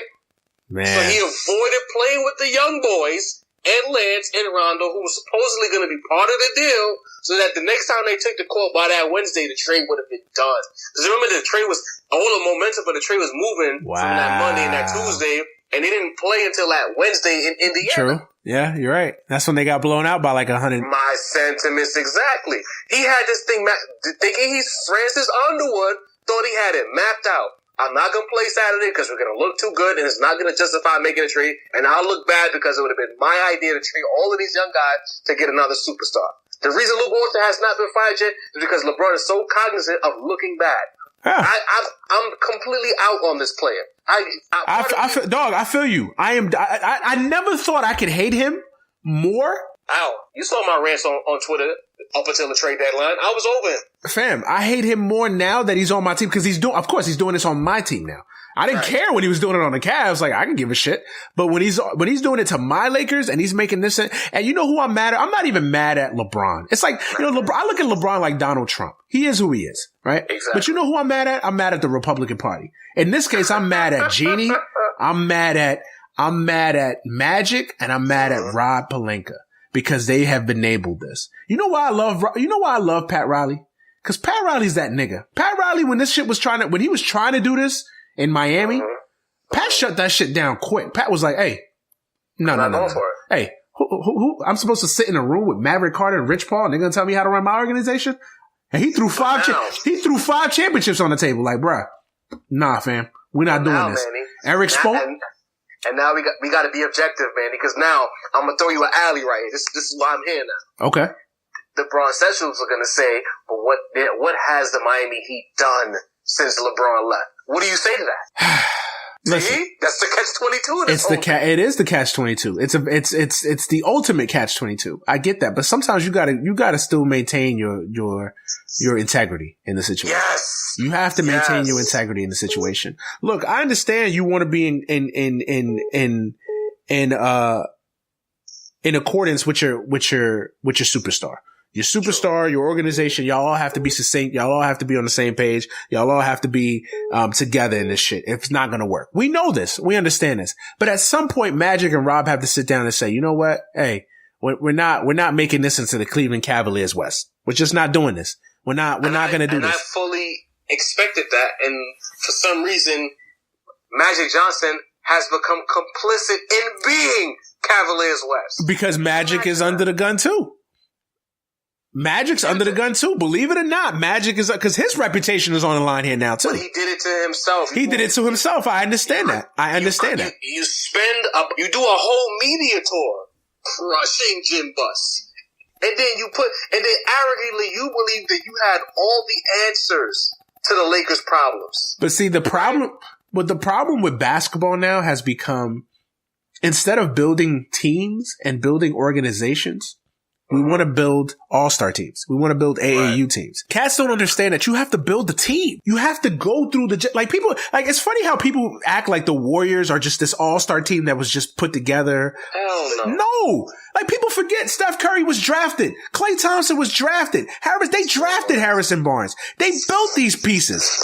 Chill out, because they're saying Mark Jackson, and I'm like, Mark Jackson was not going to do what Kerr did. No. Hear it. No. I want to hear it. No. And why do you think Mark Jackson has not gotten a job? Because he's black. That's what they'll tell you. Yeah, that's what they'll tell you. People don't understand that while Mark Jackson was coaching the Warriors, he was trying to get the Clippers job. He was openly interviewing, trying to get a backroom interview for the Clippers job. I don't understand how much of a scumbag Mark Jackson. Yes, and then this is what kills me. And then this is what kills me, Jarv. When Donald Sterling goes Donald Sterling, who's the first person criticizing him? Mark Jackson! So hold on. You can't stand Donald Sterling, but you was willing to take his money 6 months prior. Come on, fam. Like, come on. The dude was talking all of this God talk while getting extorted by a prostitute. What are we talking about? Man, don't even get me going. Don't even get me going on that. Cause if we go on, that's a whole nother podcast episode for another day. Trust. But I mean, it's just I have no respect for people. The thing is, they had, I know we got to keep it moving, but how can we trust a coach who wanted to run an ISO ball offense with Steph and Klay? Come on. I know, man. I know. But just, yeah. So please, can we stop with this revisionist history of Mark Jackson as a head coach? The highest, he was a solid head coach, and I think he should someday get another opportunity. But let's stop with this myth that Mark Jackson was going to do the same thing that the Warriors are doing right now. He's not. He did what he needed to do, like in the Matrix. They met the keymaker. The keymaker said, I can only show you the door. You got to go through it. Mark Jackson's job was to show them the door. Steve Kerr got them through the door. It is what it is. Yeah, exactly. The team was organically built. Steve Kerr came in and made a couple of tweaks. He said, this traditional lineup is not going to work. We're going to go small. Draymond, you're starting. Draymond, you're the de facto point guard because I see what you can do. Mark Jackson was never going to do that. No. KD came in. People keep killing KD and saying, I've had people say that KD's like a stripper. He came and he shook his ass for a championship at Golden State. And I'm like, absolutely not. Y'all got to think about the basketball. Golden State and even Miami, when Miami has the requisite parts. It's all about ball movement and getting high-end boutique players and places on the floor where they could get high, efficient looks at all times. Playing with Westbrook. All you're gonna do with Westbrook is you're gonna get the shots that he doesn't take. Yeah. Golden State, you're gonna get shots where there's nobody around you because defense is not willing to hedge off of anybody except Steph Curry. Steph Curry's the only person truly getting double teamed over there. As a point guard right now, would you rather play with Steph Curry or Russell Westbrook? Steph. Exactly. It's just win. It's basic basketball. Like, I don't understand, but we're not even going to touch on that. But I went on this Warrior tangent because I think people forget that the Warriors built this team from the ground up. The Warriors weren't this manufactured all-star team. Mm-hmm. They built that team. They built that team from the ground up with smart moves, smart additions. They drafted well. They developed well. Like, They did get the break of all time because Curry's ankles was fucked up and he signed a team-friendly deal. They did get that break. Yep. But hey, sometimes in life you need luck. Sometimes in life you just need luck. Like sometimes you can have the greatest of talents and everything in the right place, but sometimes you just need that extra divine intervention. It's just going to happen like that in life. In any field, in any walk of life. And they made the decision to cut bait on a coach. When they, instead of standing up on ceremonies, they cut bait on the coach they knew wasn't good for the overall culture of the team. They brought in a forward-thinking coach. Then they realized, you know what? If we're going to beat LeBron James and Kyrie Irving, we need someone even beyond Steph Curry who's going to get us to the promised land. KD, pull up. Everything about Golden State was forward-thinking. Then going back to our Lakers, which is how we got here, bringing in Lonzo Ball, bringing in Brandon Ingram, having a Kyle Kuzma. You already have the pieces in place for forward thinking. Yeah. Now you're supposed to bring in pieces to complement these young players so that you can play to their strengths as opposed to now having Lonzo Ball be a 3-and-D player, which is not what he's meant to do. Exactly. And then you wonder why he's inconsistent. And then you're wondering why he's inconsistent or when he's having bouts of inconsistencies. Because he's not playing his best. He's not being utilized to his best potential. And then the thing is, you have people who are willing to be lied to by the media. You have a person like a Stephen A. Smith who is an icon. Let's be frank. But at the end of the day, he has a personal issue. I don't know what happened with him and LeVar, but he goes out of his way to take salacious shots at Lonzo. Lonzo hasn't played in 3 weeks, yet he's on first stick. I'm seeing clips of him still attacking Lonzo Ball, the Magic's decision to draft so.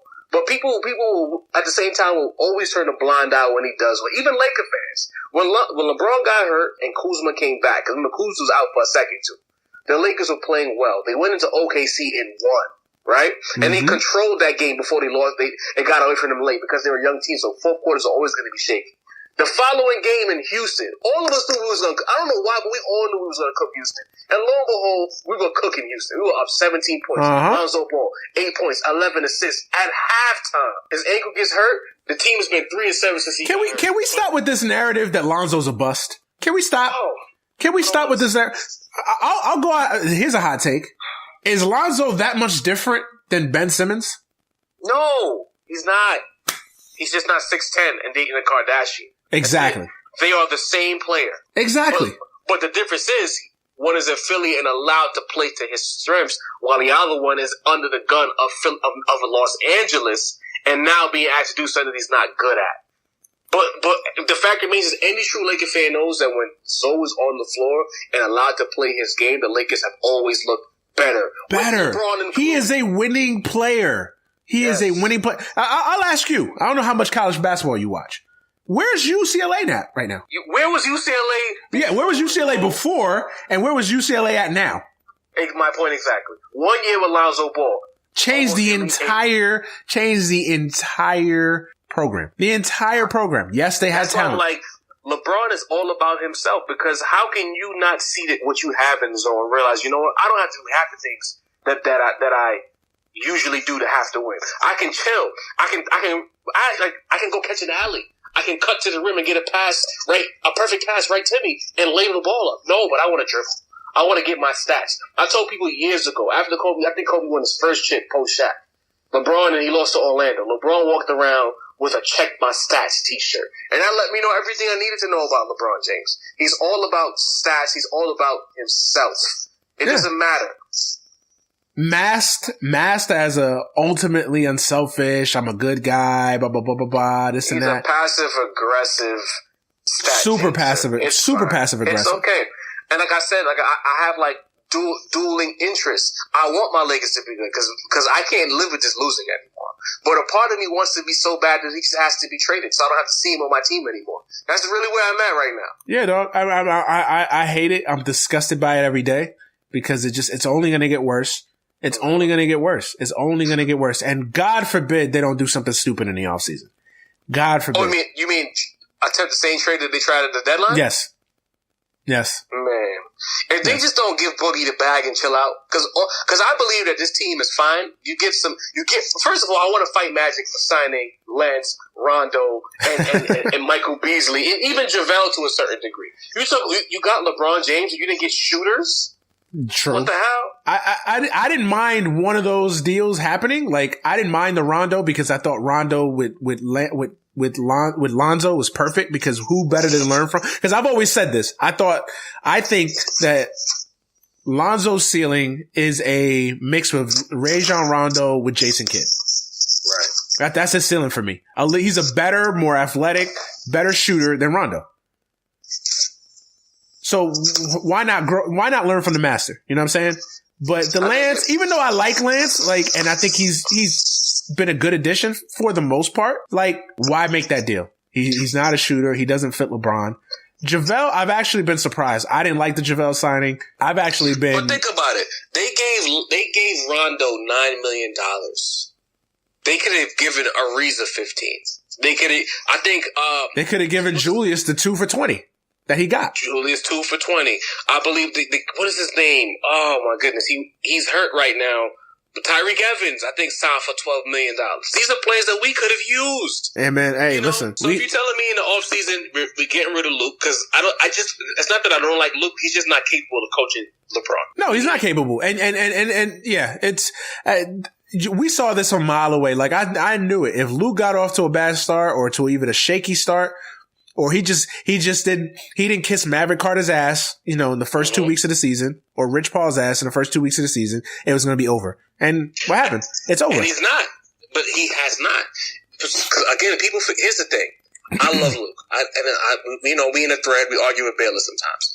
It's bigger than Luke is in a position where he's always going to fail. He's in a no-win situation. First of all, he wasn't Magic's guy, so going in, he's already at a disadvantage because you're working for guys that didn't bring you into the organization. And then you bring in players that he wants to do his best to appease. A lot about lack of rotations because he wants to play everybody. That's not going to work. What the Lakers need in the offseason is two things: shooting and assholes. And here's what I mean. Boogie's a jerk. I need Boogie in my locker room next season just for LeBron. So when LeBron gets on his BS, we have a real dude in there, an OG to a degree, to check LeBron, who's not going to go for that nonsense. And you also need that at the head coach position. LeBron James has had all of these yes men throughout the year. But that's the thing. LeBron is running the show. He's not going. None of this is going to happen, Jarvis. None of this is going to happen. The only coach he ever really respected was Tyronn Lue. Why is that? Because Lue's going to speak up for himself. You want Tyronn Lue? No, I want Jason Kidd because Kidd is a jerk. Kidd? Oh God, no. No. But first, think about it. If we're gonna keep Lonzo Ball, why not have Kidd as the coach? I see where you're going with it, but I'm just Jason Kidd. First of all, I'm tired of hearing Jason Kidd's this great coach. He flamed out in New Jersey and he flamed out in Milwaukee. See, that flame out talk had nothing to do with basketball, though, man. It wasn't like the teams. I get that, but if we're gonna apply the same thing to Mark Jackson, let's apply the same thing to Jason Kidd. Yeah, but Jason Kidd, the things that Jason Kidd was doing was trying to make power plays inside the organization, not sleeping prostitutes and then throwing a fight in your face. True, but Jason Kidd also got a DUI. Did he get that's regular. It's regular. It's regular. I'm just not into the Jason Kidd as a head coach thing. I like him because he's one, and the players at both stops, players play for him. That's something to be said for that. I get your concerns. That's not something to like the white people say. You don't want your coach getting jammed up in LA or Malibu, getting drunk or snorting coke or something crazy like it. Not to say J. Kidd snorts coke. Yeah. But even then, when he was in Jersey, he had some issues with women and whatnot. He's had a track record off the court. But it's not even that. It's just the personality. It just feels like you fire a young coach who actually has some potential for a rehash. I get it. Mad at it. Who you gonna bring in? That's the thing. See, this is the problem when you fire Luke Walton. Who's a better candidate? Who can you tell me right now is a better candidate? I want a jerk as my head coach for LeBron James specifically. I want Boogie in there for LeBron James specifically. You're making moves for LeBron James specifically, and that's the problem. He's there. We got to work around. I get that, but that's the problem. That's the problem. That is the root of the issue right then and there. So trade him then, because that's really what I'm not saying that you don't do your best to try to appease and work in unison. But at some point there has to be, someone has to be the adult in the room.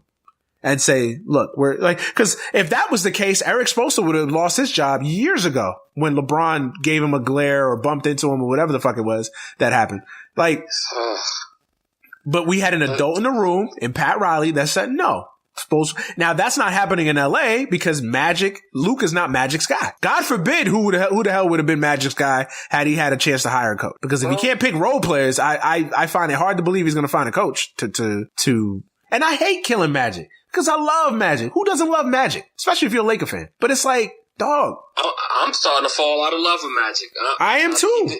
I am too. He talked all of these things about Jim Buss, and he's done a lot of the things that Buss has done. Outside of getting LeBron, he's made a lot of the mistakes he criticized Jim Buss for making. And the LeBron thing was a layup. This idea that only Magic could have gotten LeBron. Bullshit. No. Think about it. Jerry West said it himself. LeBron chose the Lakers and not the other way around. Period. Yeah. Man, oh man.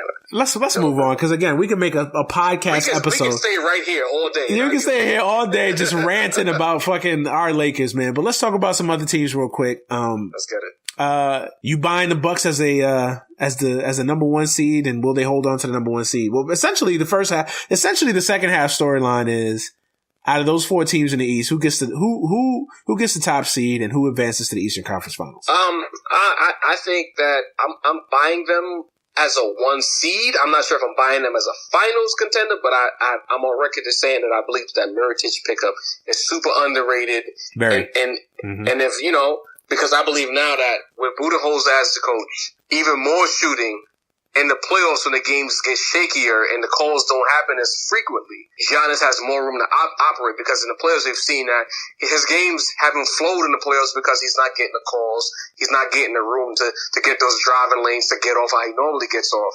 But having more shooters getting that one-on-one ability makes the Bucks even more difficult to stop in the postseason. But I think that I think they can keep that one seed, and I think they have a shot.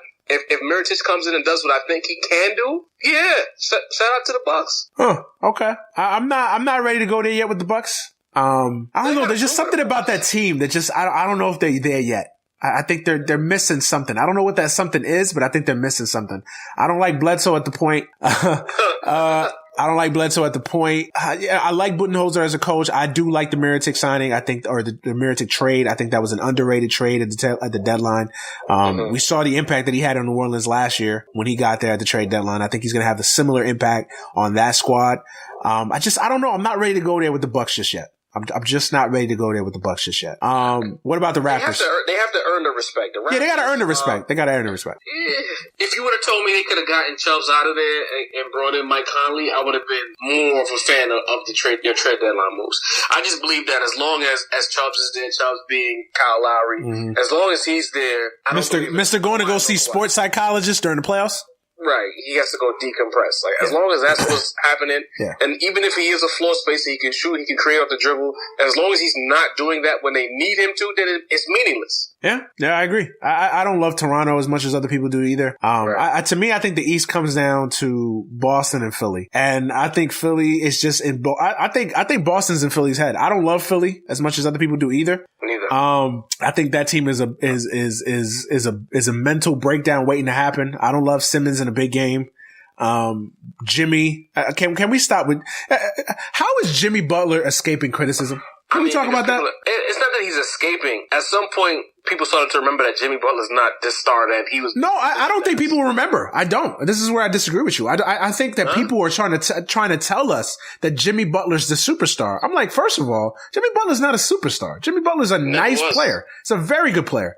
Very good player. Nice player. Are you winning with Jimmy Butler? Is Jimmy Butler, can you put Jimmy Butler right now on the Hornets and they're a championship contender? No, he's not a transcendent player. He's not a superstar. He's a star.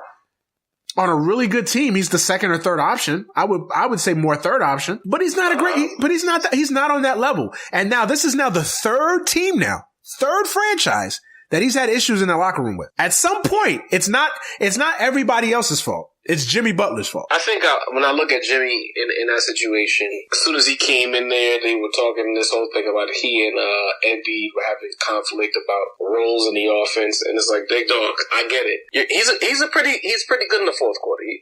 I'd say he's clutch in the fourth. He does what's necessary. He makes the plays he needs to make. cool, but he's not box office, to use that phrase. He's not that guy. He's a good player. He's a solid, like, if you want to talk like 2K ratings, he's a cool 89. He's not 94, 95, but he believes that he is. That's the problem. But now, and because of his personality, a lot of times you're not winning basketball based on talent alone. His personality is borderline diva-ish, that now, I'm willing to bet that if Philly had to do it over again, they would have traded for Tobias initially and never brought Jimmy Butler in, because it's just no way, with the way Ben Simmons plays the game, the way Embiid plays the game, that you're even going to get a Jimmy Butler at the peak of his abilities, because there's just no room on the floor for all of that. Even Tobias has to do less now. Tobias is going to be mostly a catch and shoot guy. I mean, he'll have moments when the minutes get staggered where he could be a little bit more than that.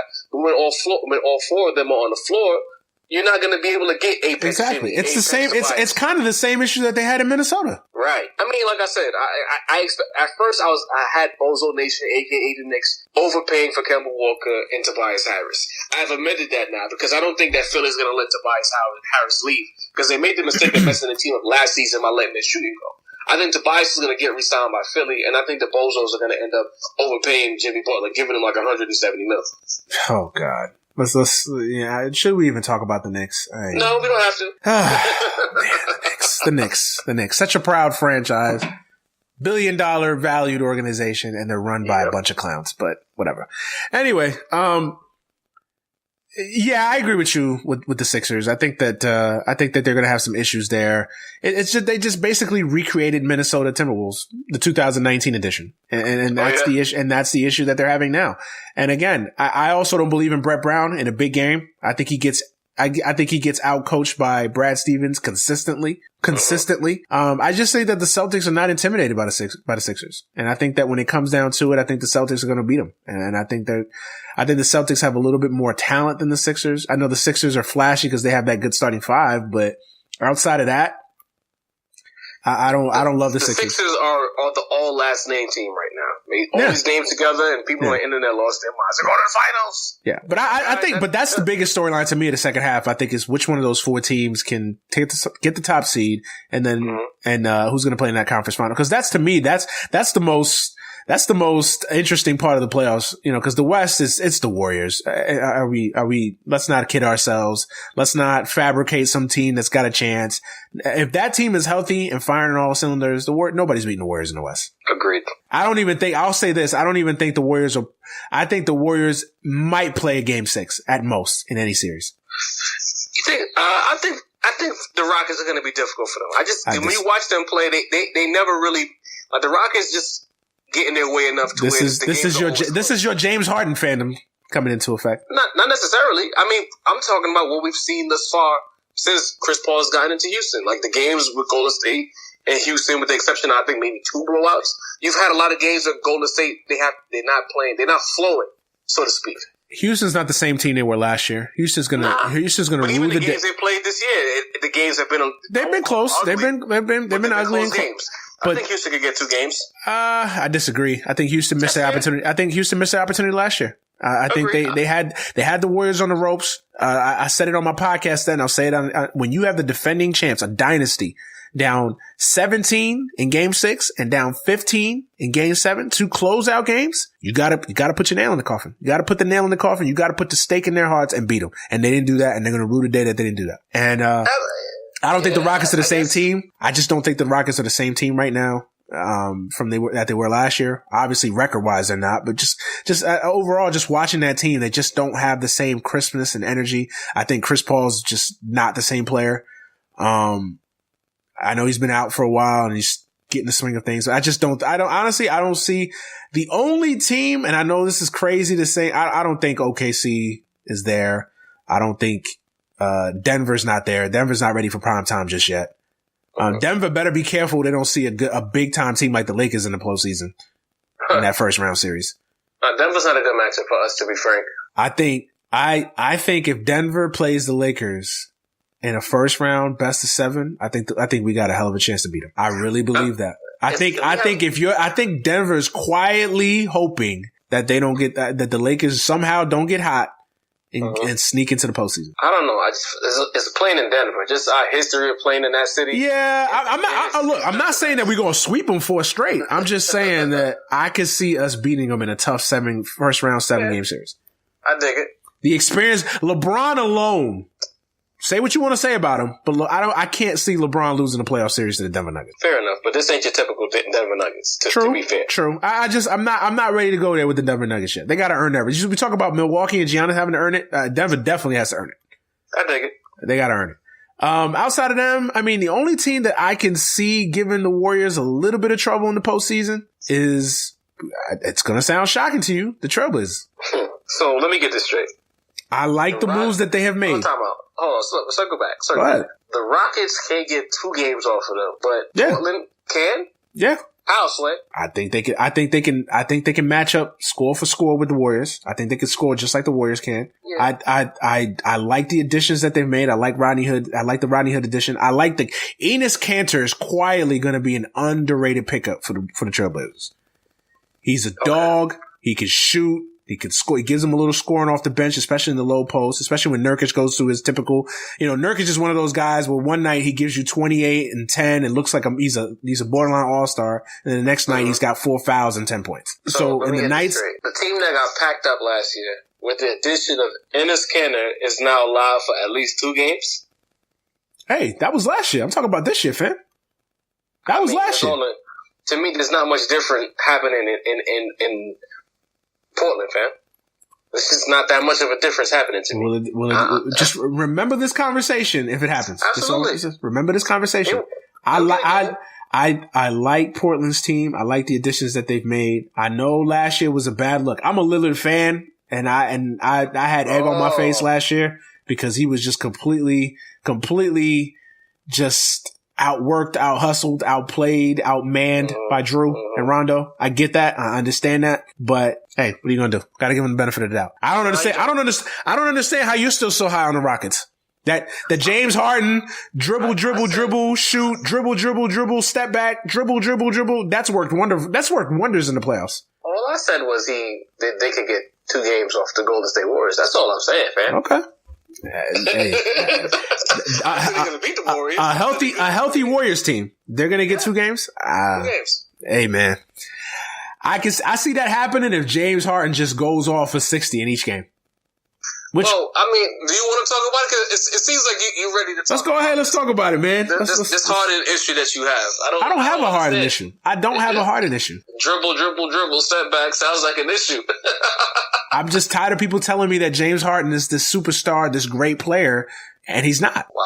He's not. You know why he's not? Because this is a guy that consistently folds in big spots. Consistently. There's a track record now. Not a small sample size. There is a wide enough sample size now where you can honestly... How wide is the sample size, Manny? We can go back to the 2012 finals where he shot OKC out of the finals. I mean, I knew you were going to take the cliched approach of holding a finals loss. Everyone runs back to that. We could go back to the 2014 first round of the NBA playoffs where we talked about Lillard getting outplayed last year. Lillard completely outplayed him in that series. Completely. Dwight Howard was their best player. The guy that they hated, they couldn't wait to get the hell out of Houston. Dwight Howard was the best player in that series. Right. Folded in that series. I know what you're going to give me. 2015, the comeback, the comeback of all ages against the Clippers. First of all, it's the Clippers. They are who they are, the Clippers and Chris Paul. Number 2, when the Clippers were, when the Rockets were making that comeback, who was on the court? Oh my God. Who was on the court? James Harden was sat the entire fourth quarter. So that's his fault. That the coach just rode the hot hand. All I know is, when he was playing, they were down by 25, about to get ousted. Right. And with him sitting on the bench, now I'm not saying it was just that would have happened, regardless. What kills me about your whole analysis. But no, let me finish. Let me finish, sir. Let me finish. Let me finish. Right now. Let me finish, sir.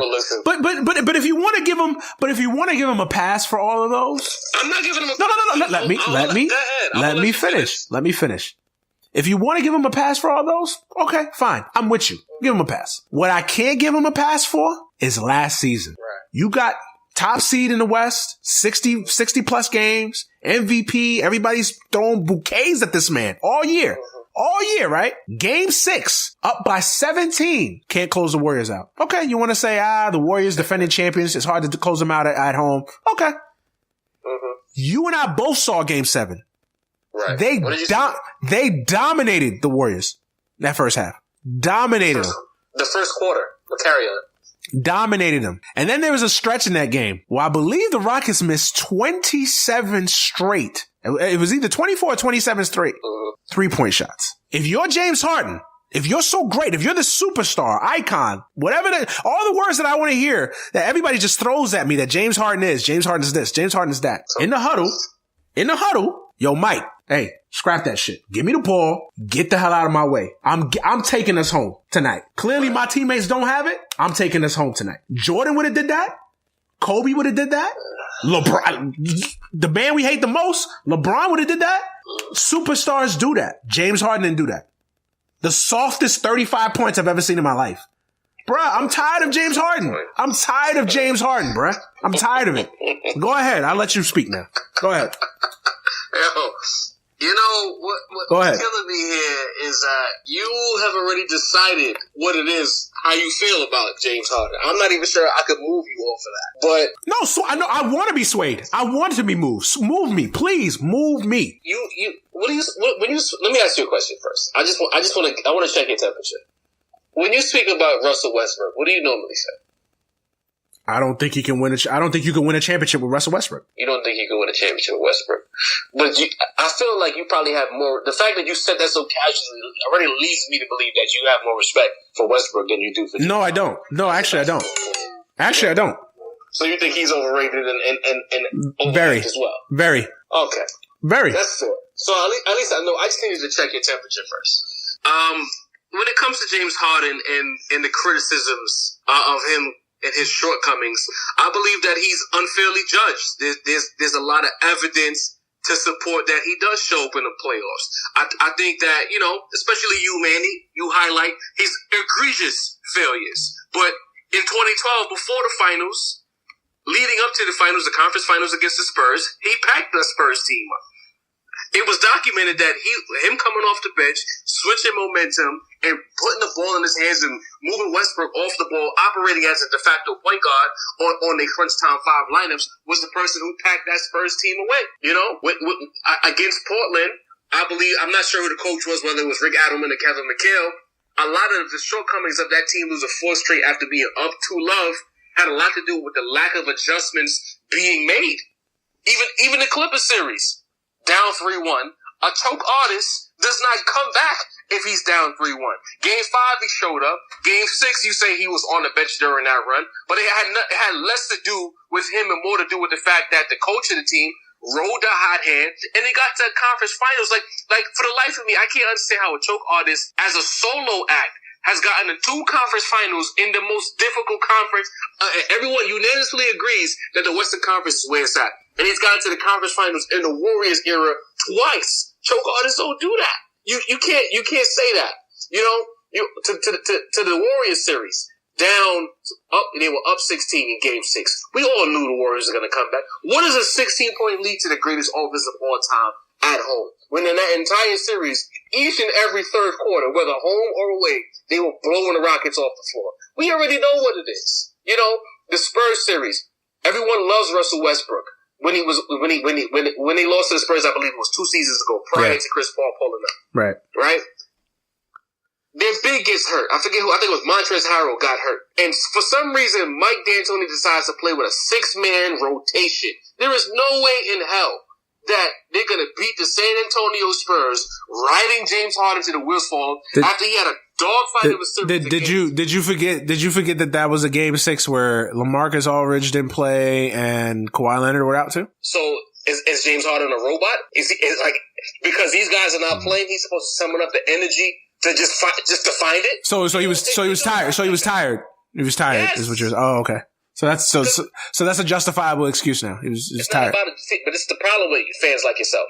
Y'all want to talk. Y'all just want these things to make sense in your perspective.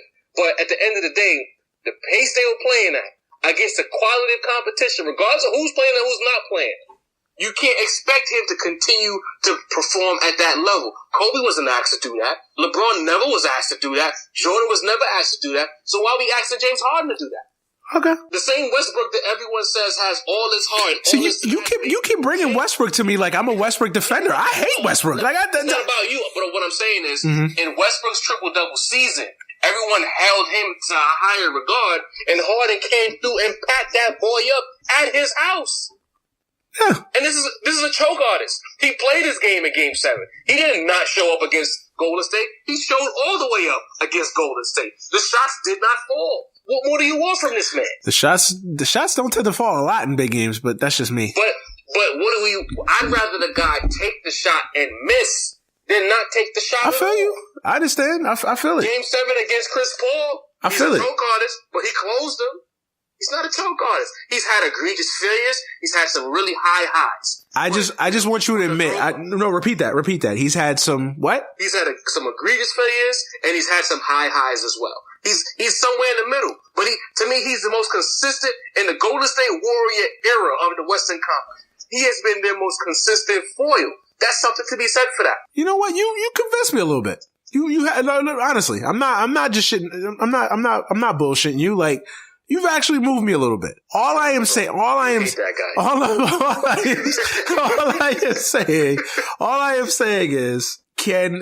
for a guy that gets lauded as being this great player, there's no crime in losing, you lose to the Warriors in a tough, hard fought Game 7. I'm not saying that. There's no crime to that. But you would admit his egregious playoff failings have been pretty bad. You would agree with that, right? Here's where I agree with you. Those shortcomings, those fails, they'll never be erased until he wins a championship. He's in that mode now where it's like, now it's championship or bust. He got the resume now. He has it. He has the MVPs. You can say he should have 2 or 3 MVPs. He might win another MVP this year. He's been the most consistent shooting guard since Kobe retired. He has all of these accolades. Now he has to win. A championship is the only thing that's going to validate him now. Fair enough. Facts. See, that's all I wanted to hear. I wanted to hear you be honest enough to say, you know what, his playoff shortcomings have been that bad and he needs a championship or he needs this, that, and the other. Yeah, that's all I wanted to hear. If you said that, I could respect it. If you were to tell me that that's what he needs and that's a fair assessment and evaluation, but there are some hard. You can't keep getting countless stats. Now, at this point in Harden's career, it's about rings. If you can just keep getting nice stats and no rings, you're just here. Exactly. And that is my point. He can have all the 60-point triple doubles and all that. That's great. Wonderful. Yeah. Awesome. Entertaining. I just want to see more on the resume. That's all. That is all I want to see. I want to see more on the resume that counts, that matters. That's all. Is that a fair? But you gotta stop killing this man like he's John Starks in '94 or something. I need you to stop doing it. Fam, he's had some moments.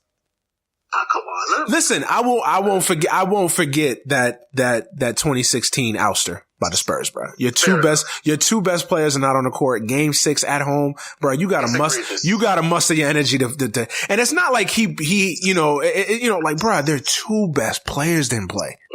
Like you got, like, I don't care if you gotta basically, do some santeria, brujeria shit. Like, bruh, something.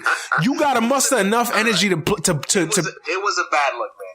I'll give you that. Exactly. That's what I'm saying. It's a terrible look, right? Now, had he lost that series in 7, I can't kill him because the Spurs were probably the better team that year. But when you lose, and it's not like they lost by 1 point or they lost on a fluke. They got blown out. They did. That's all I'm saying. I just. Spurs been doing that for years. True indeed. That's what I'm saying. But I just want James Harden in the biggest of moments and the biggest of spots to come through the play. So what if he loses but shows up the way you want him to show up? I can't kill him. Okay. I cannot kill him. See, I'm not one of those like, it's only a championship or nothing. No, like I understand that there's a lot of things that go into winning a championship. It's not just guys going out there and scoring 55 points, 12 rebounds, 17 assists. No, I get that. I understand that. But James Harden now, see, this is my problem with fans. You want to laud him and praise him and put him on that pedestal? Bruh, there's a lot that goes into that. We don't just put guys on that pedestal just to put them on there. Like when you get put on that pedestal, like you got to answer the call. I don't want to hear that you tired in a playoff game. I don't want to hear that, oh, well, this guy was this or this guy was that or that Chris Paul hurt his hamstring. Who won the MVP last year? Was it James Harden or was it Chris Paul? I must have missed it.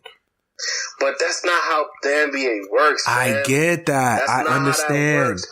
That's not how that works. You need your requisite parts to win a championship. Facts. I understand that. I do. I really do. As a Kobe fan, you should be even more understanding of what Harden is going through. You should definitely understand.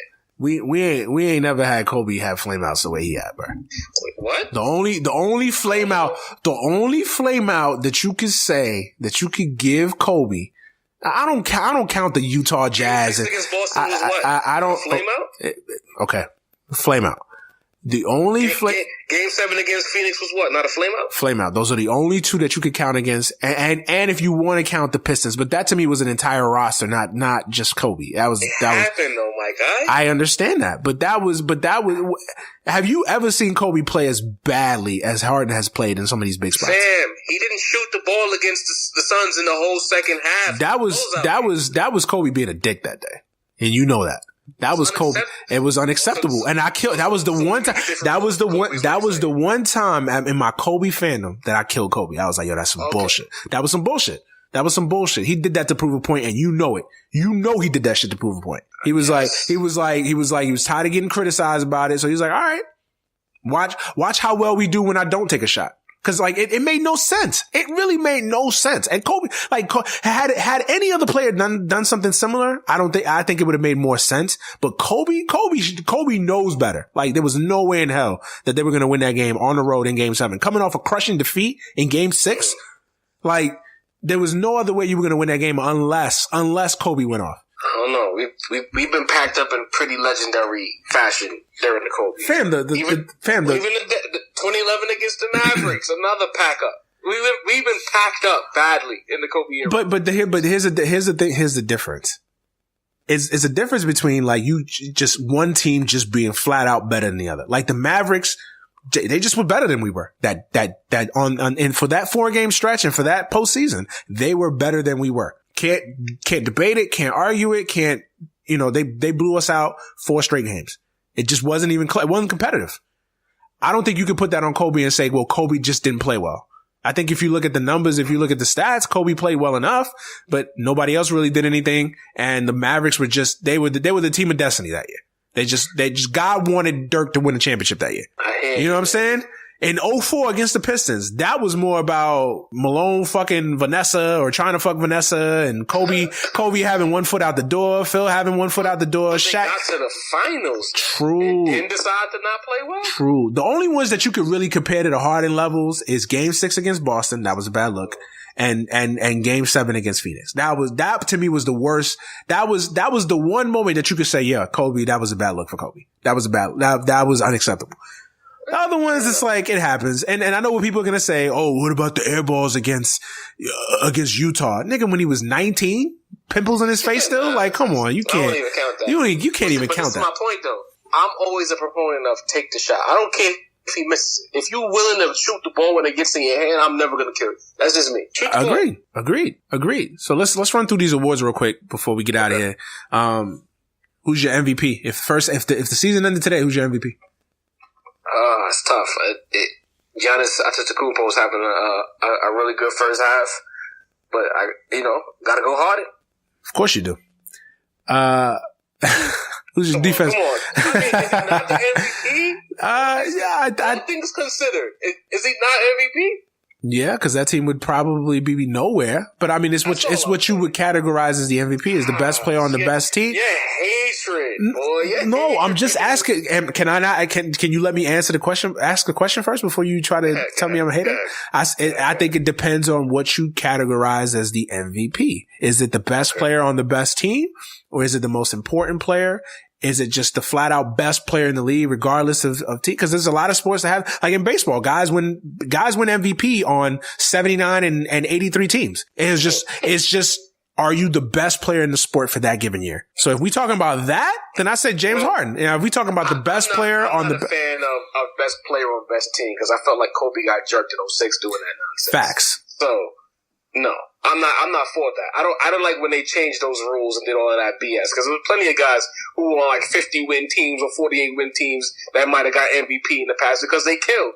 And they were the reason that team won the 50 or the 48 wins. I think the only way that you can throw that out the window is like, for instance, Steve Nash. Like, how are you going to give Steve Nash, who averaged 19 points a game, the MVP over a guy who's averaging 35.2? Like that, at that point, like, okay, like this is just fraudulence at best.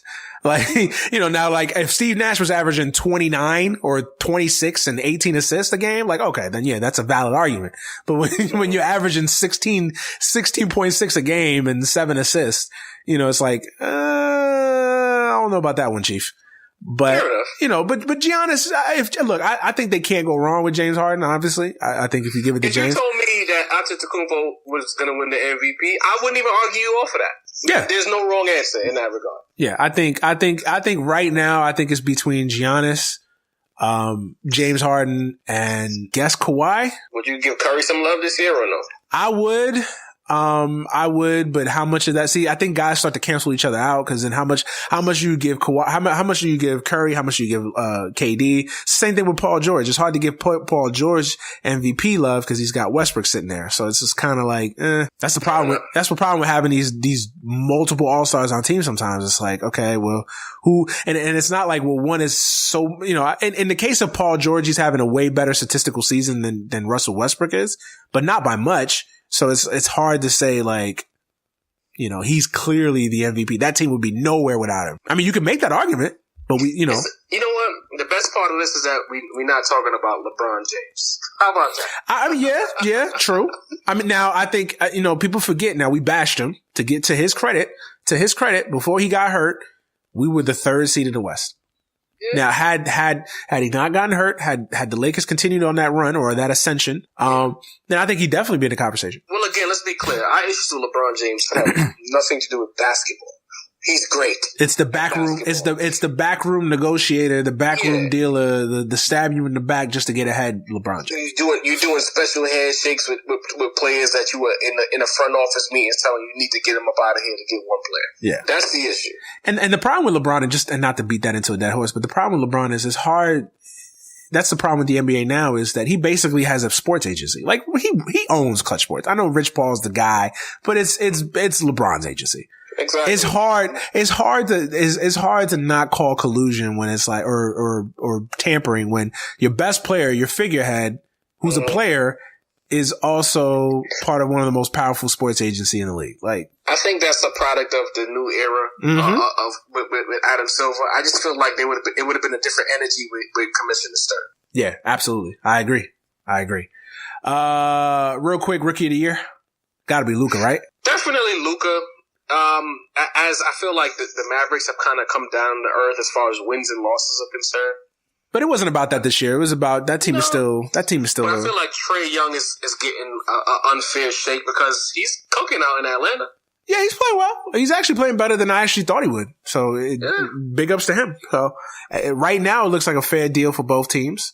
I think long term though, I think you could bet on Luka more than I think Trae. But I don't know. But we'll see. Let's see these guys do it again for Luka Doncic is getting the MVP. That's the MVP, the Rookie of the Year. That's decided. It is what it is. Yeah, Luka's the Rookie of the Year. Defensive Player of the Year. Lonzo Ball. Nah, I can't call it. I don't know. Yeah, this one's always hard. This one's always tricky because it's like, how do you really? I mean, we're not watching every single game of every single team to see who's Defensive Player of the Year. My man out in Utah, but I'm Team Lonzo. When Lonzo's healthy, I had him first team all defense, and if you call me on a good day, I'd say D-Boy. But it's probably going to be Gobert. Yeah, I mean, if you gave me, I mean, it could be Draymond, it could be Gobert, it could be, Kawhi. You could give it to a bunch of guys, honestly. So, comeback player of the year or most improved player. They don't have comeback. Most improved player of the year. Most improved is looking like D'Angelo Russell. Yeah, true. Yeah, D'Angelo. Who you got? Probably D'Angelo or Levine. I feel like because of the playoff implications of Brooklyn. Yeah, D'Angelo. Yeah, absolutely. Coach of the year? This is a tough one. Coach of the year. Luke Walton having to deal with all that shit. Right? I'm thinking Budenholzer or the Nets coach. His name is escaping me right now. Kenny Atkinson. Kenny Atkinson. Yeah. Those two guys are top two for me. Yeah, I would agree with that. I would agree with that. Nick Nurse, I guess you could throw some love for Nick Nurse, but I think Budenholzer's going to win it. I mean, you can't go, honestly, they should have a tie. I mean, should give it to Budenholzer and Atkinson, but if you had to pick one, just because of the record and what they've done, I would say Budenholzer. All right, man. I think that's pretty much it, man. I'm sure we'll get together at the end of the season and talk some more. I got to show up on the gray area one of these days. I'm sorting out my spring and my summer schedule right now because I'm really meticulous. Like I kind of plan ahead. Facts. Like unless something happens that I feel like I need to like shake things up, I usually know who's coming on when. Yeah, that's a good way to having it. So I'm figuring some things out. I got my March lineup. I might need you real soon. I'm still sorting it out. I'm doing a Lakers episode, a Lakers-centric deal, really soon. So I might need you for that. I'm just trying to figure the little details out as we speak. But you might be here soon, but you're definitely going to be on for the playoffs. All right, man. So before we go, just go ahead and plug your podcast and everything that you got going on, man. As you've mentioned many times, and I appreciate you for that, the gray area, anywhere you can find podcasts, the gray area is there, but I have a new deal now. It's called the Rap Roundtable. It's not necessarily my show. It's my show along with 3 of my other bros. Once a month, we're going to be discussing things in and around the culture. You're going to find those primarily on Spotify and on Apple Podcasts, Instagram, Marlo Podfield, Twitter, Chet_Hara. 2 shows, high quality. Keep on the lookout for them. No doubt, man. Hey, once again, thank you for joining me on the show today, man. It's always a pleasure, and I will definitely be on the gray area when you call me, and definitely be on the Rap Roundtable too, because we got some discussions to have as well. Oh yeah. What we doing with that is we establishing the core 4. So that, once we establish that and everyone has their roles locked in, then we can start letting the guests come on. Absolutely. And they can get in where they fit in. Absolutely. All right, man. Thank you for joining me again on the podcast this week, bro. And we'll definitely have you on again sometime in the coming weeks, for sure. No doubt, man. Thanks All right, for having me, bro. All right, man. Shout out to Ray for joining me this week on the podcast. If you haven't done so already, please check out his podcast, the Gray Area Podcast. It's available anywhere where you can find podcasts. Also check out his new venture, the Rap Roundtable. They're 1 episode in, so they need all the support they can get. So make sure you check those podcasts out. As for me, I am outie, but as always, thank you for listening. Thank you for subscribing. Thank you for supporting the show. I always say this, without you guys, the listeners, there is no podcast. So thank you from the bottom of my heart for supporting this show week in and week out. As always, you can follow us on Twitter at AGS Pod, on Instagram at AGS Podcast, on Facebook any given Sunday. Also follow me on Twitter at The Manuel Brown, on Instagram at The Manuel Brown, and of course on Snapchat, MannyBro15. Hope you guys enjoy the All-Star game tonight. Hopefully you're not too bored by 200 to 180, which will probably be the final score. But yeah, man, hopefully you guys have a happy, safe, blessed rest of your week, and we'll catch you next week on the podcast. Peace.